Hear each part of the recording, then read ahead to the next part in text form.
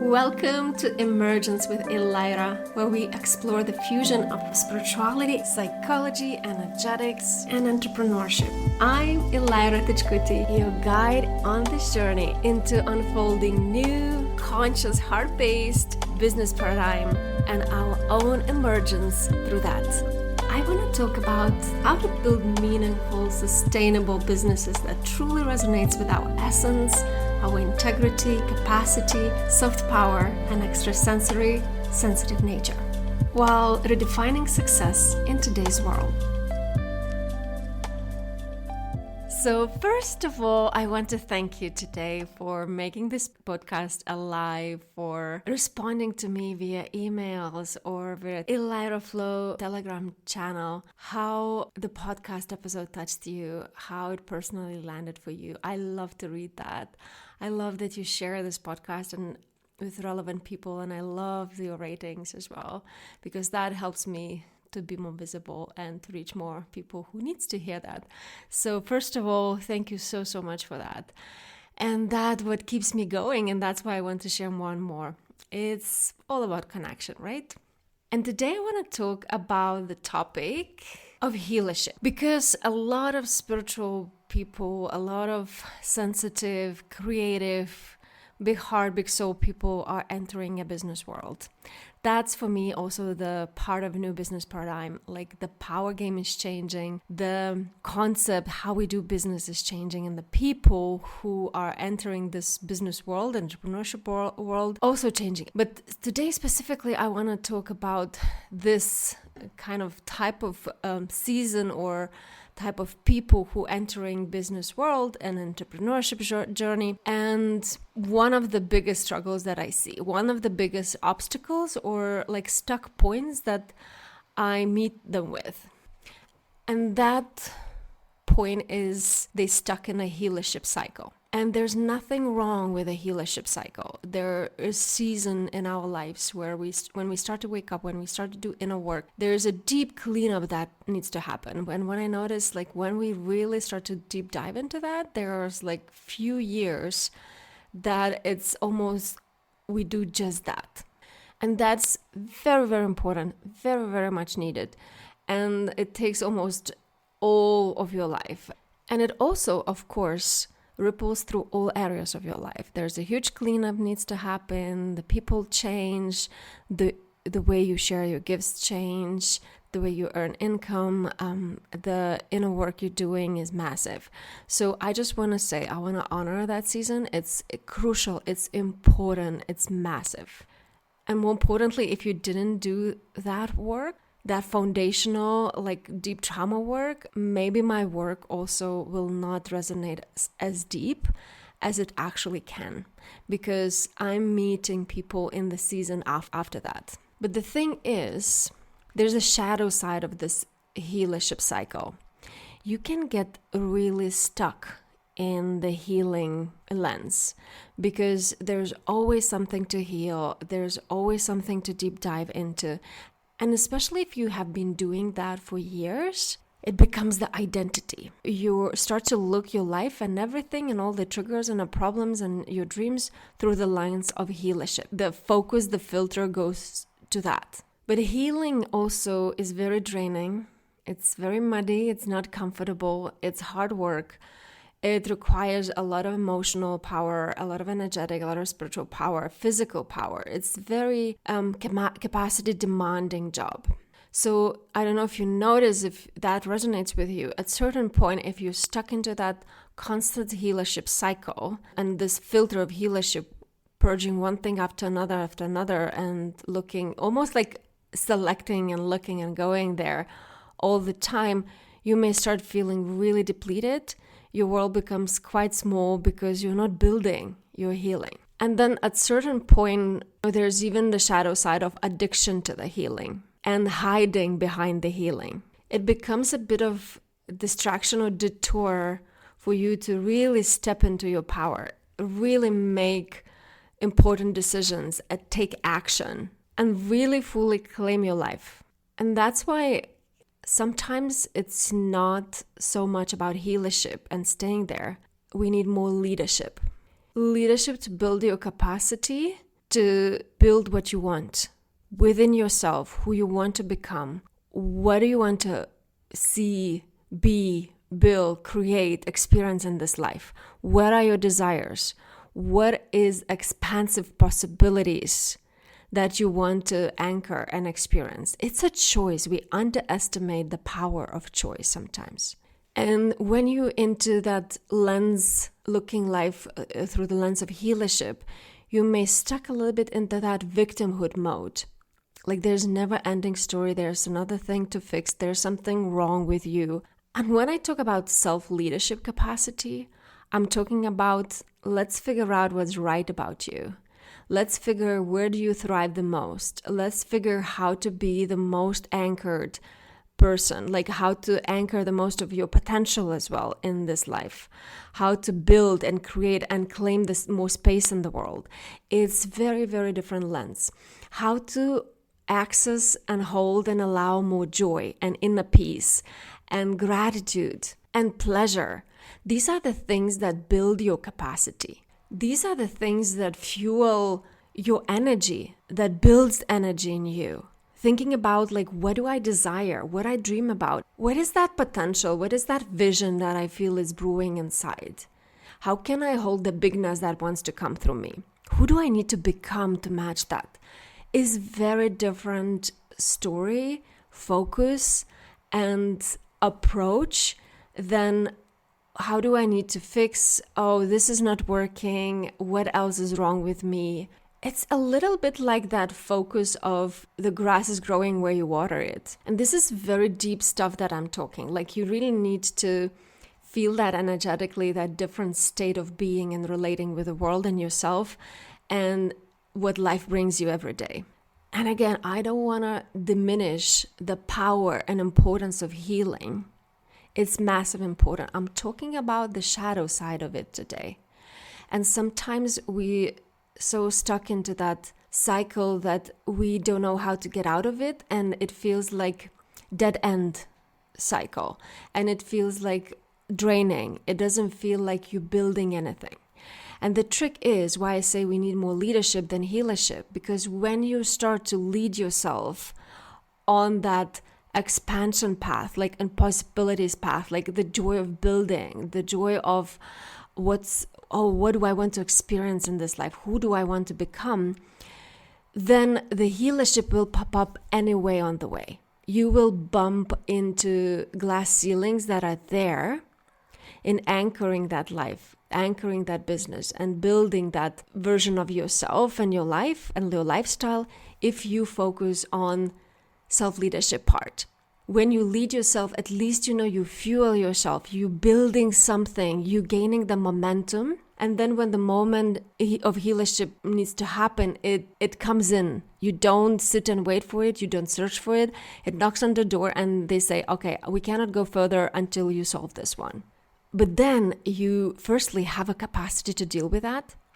Secondly, is just the stick you taking out of the bicycle wheel, but you're riding forward. You're not in the mud of sticks. Oh, there's another stick. You see the difference of dynamics, the difference of energetics there.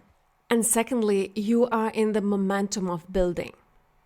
There is such a importance and underestimated thing as compound effect of your little efforts, of your everyday efforts, of your building, of your leadership, of your tiny boundaries and big boundaries, of your tiny decisions and big decisions. There is compound effect, like snowball effect. At a certain point, it starts building in your life. And it takes time to build anything that matters. And besides that, you get the momentum, you show up in your business different. You start to create your business and share your business and build your business from very different place. Because in the healership paradigm, there is this perception, first I need to heal, and then I go and do things, and I'll be powerful, and I'll be good, and then happily ever after. It doesn't work that way. You don't have to be healed. You don't have to be ready. You don't have to be complete and perfect. You just have to choose to lead yourself towards that and do your best every day. And to stretch that even further, if you notice deep inside, if you are radically honest with yourself that there's certain kind of addiction to healership, certain addiction to suffering, you can literally internally to make decision that I'm no longer available to expand and grow through suffering. You can instruct the universe, I'm no longer available to grow through the pain. Because what we often underestimate in self-leadership capacity, that first of all, the power of choice and decision we have every single moment. But secondly is not only to know what we want, but how do we want to receive it? And that's this part of like, oh, I want to expand, I want to grow, but I don't want to do that through sufferings, through healership, through pain, through heaviness. I want to do this with expansion of joy, with fulfillment, with satisfaction of building something, with enjoyment and gratitude of my evolution and seeing every step of unfolding and how the fruits are building and maturing. And I want to drop here another bomb a little bit, why I think we so a little bit addicted to the pain and healership paradigm and suffering, because I think our nervous system is stretched and familiar with that. We are so good in holding pain and abuse and oppression. We're so familiar with that. We know how it feels. We know what to do there. We, in a way, feel comfortable navigate these waters. And it's, in a way, some rewarding and gratifying thing. It's not a bad thing. But I'm again talking about the addiction part of it, the shadow side of that. Because if we paralyzed in that paradigm, if we stuck into healership, we really take action to do and to build and to show up. And this is where we sabotage our leadership, to be main character and leader of our own life. And the irony of that belief that we will be leaders and we will step in our power and we build our businesses and our movements when we heal and when we're ready is misleading, because actually there's a lot of healing in the action. Action is healing. Sometimes you don't know what needs next. What is your boundary? What is your actual desire? What is your actual message? What is your most aligned expression? What is your desire?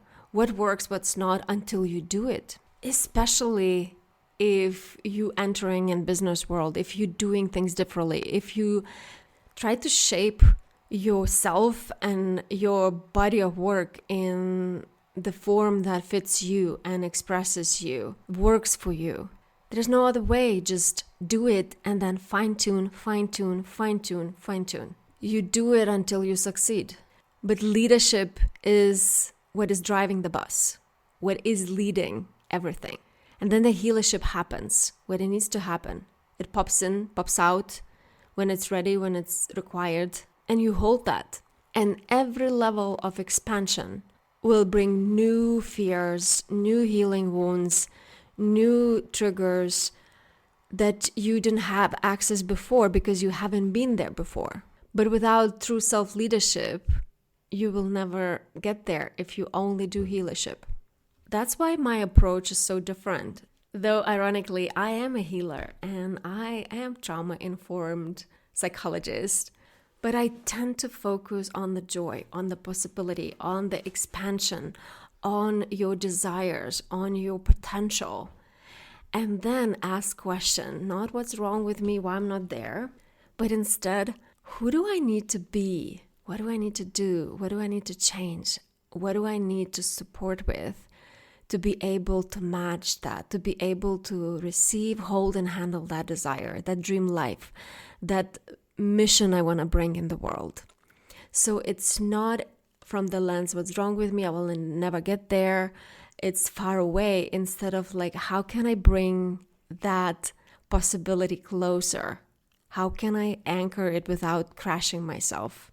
Because, as I said, our window of tolerance for pain and suffering and oppression is so big. Our nervous system is familiar with that. It's so normalized through our lives. But we have such a little capacity for the joy, for the desires, for receivership, for love. Our nervous system goes bananas. It feels unsafe. And that's the work. How can we stretch that side of the capacity? Like, be honest with yourself. Can you feel the joy deeply? like a child, like so fully. When was the last time and how often it happens to you? The thing is that we are terrified to feel joy, to feel abundant, to feel rich, to feel successful. And it's not that there's something wrong with us or we have to heal there, but often we just need to help our body and train our nervous system expand, to be able to hold, to be able to feel safe, to receive that, to be with that. And that's why capacity work is so different for me and it's so more expansive, because it holds the part of both spectrum of the end. Your healership, but also your expansion. How you hold your pain and trauma, but also how do you hold your joy, and how do you hold your gratitude, and how do you hold your desires? How do you hold your success? So healership and healing journey becomes part of it, but smaller part of it. It's not all of it. Healership paradigm focuses on your unbecoming, on your fixing. And capacity-based growth paradigm focuses on your unfolding, on your becoming, and including there what needs to be let go or rewired or changed. But you expand, you blossom, you learn to hold more, you learn to experience more, you learn to build and manage more and bigger spectrum, all full spectrum of life during the day. Self-leadership capacity-based growth and building your life is about taking responsibility. Taking responsibility to create the most awesome life you want to have. Take responsibility to bring the medicine you want to bring in the world, to bring the message, to bring the products and services that change something that you care about. Leadership is continually crafting yourself through decisions, through self-responsibility, through choices, through your desires, through your integrity and values. In healership, we somehow forget